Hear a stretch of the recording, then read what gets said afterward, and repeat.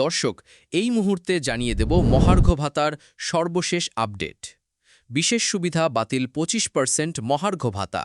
সরকারি কর্মকর্তা কর্মচারীদের জন্য বড় সুখবর। থাকছে বিস্তারিত। যারা এখনও পর্যন্ত আমাদের চ্যানেলটি সাবস্ক্রাইব করেননি, প্রত্যেক মুহূর্তের আপডেট সবার আগে পেতে এখনই আমাদের চ্যানেলটি সাবস্ক্রাইব করে আমাদের সঙ্গেই থাকুন। আজকের ভিডিওর লাইক টার্গেট হচ্ছে 300। আপনারা প্রত্যেকেই একটি লাইক দিয়ে আমাদের এই টার্গেট পূরণ করে দেবেন এবং আপনি কোথা থেকে ভিডিওটি দেখছেন সেটা অবশ্যই কমেন্টে জানাবেন। আপনার মতামত আমাদের জন্য খুবই গুরুত্বপূর্ণ। এবার বিস্তারিত। দর্শক, সম্প্রতি মহার্ঘ ভাতা নিয়ে বড় ঘোষণা এসেছে সরকার পক্ষ থেকে। অনেকদিন ধরেই সরকারি কর্মকর্তা কর্মচারীদের মধ্যে দাবি উঠছিল দ্রব্যমূল্যের ঊর্ধ্বগতির সঙ্গে তাল মিলিয়ে মহার্ঘ ভাতার পরিমাণ বাড়ানো প্রয়োজন। অবশেষে অর্থ মন্ত্রণালয় সূত্রে জানা গেছে, চলতি বছরের 1 আগস্ট থেকে 25% হারে মহার্ঘ ভাতা কার্যকর করা হচ্ছে। এই সিদ্ধান্ত সরকারের প্রায় 14-15 লাখ কর্মকর্তা ও কর্মচারীর জন্য একটি বড় স্বস্তির খবর। বিশেষ করে মধ্যম আয়ের সরকারি কর্মচারীরা দীর্ঘদিন ধরেই খরচ সামলাতে হিমশিম খাচ্ছিলেন। তবে গুরুত্বপূর্ণ একটি দিক হচ্ছে, এই মহার্ঘ ভাতা দেওয়ার সাথে সাথে পূর্বের একটি বিশেষ সুবিধা বাতিল করা হয়েছে। সেই সুবিধা কি ছিল আর কেনই বা তা বাতিল করা হয়েছে, সেই বিষয়েও আমরা আপনাদের জানাব। অর্থ মন্ত্রণালয় বলছে, বাজেটের সীমাবদ্ধতার কারণেই এই সিদ্ধান্ত নিতে হয়েছে। বিশেষ ভাতার আওতায় যেসব কর্মকর্তা অতিরিক্ত আর্থিক সুবিধা পেতেন, সেটি আপাতত স্থগিত করা হয়েছে, যাতে করে সবাইকে সমভাবে 25% মহার্ঘ ভাতা প্রদান করা যায়।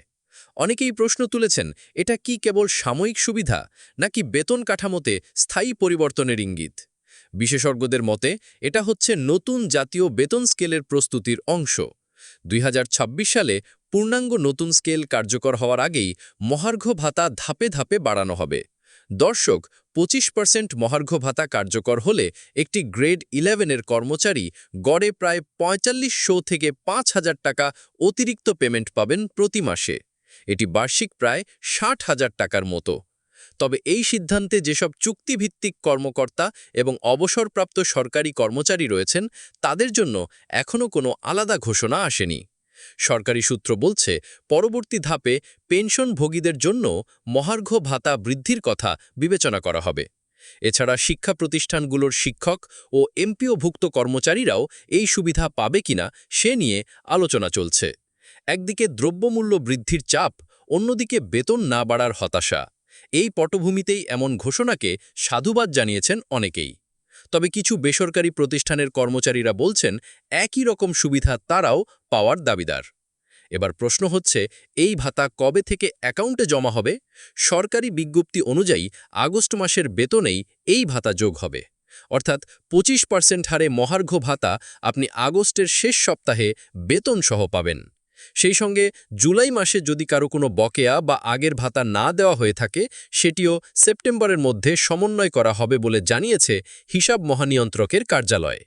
দর্শক, এই ছিল মহার্ঘ ভাতার সর্বশেষ বিস্তারিত আপডেট। আপনার কাছে এই সিদ্ধান্ত কেমন লাগলো তা অবশ্যই নিচে কমেন্ট করে জানাবেন। ভিডিওটি ভালো লাগলে একটা লাইক দিন এবং বন্ধুদের সাথে শেয়ার করতে ভুলবেন না। এমন আরও আপডেট পেতে আমাদের চ্যানেলটি সাবস্ক্রাইব করে পাশে থাকুন। আগামী ভিডিওতে আবার দেখা হবে নতুন কোনো আপডেট নিয়ে। ধন্যবাদ।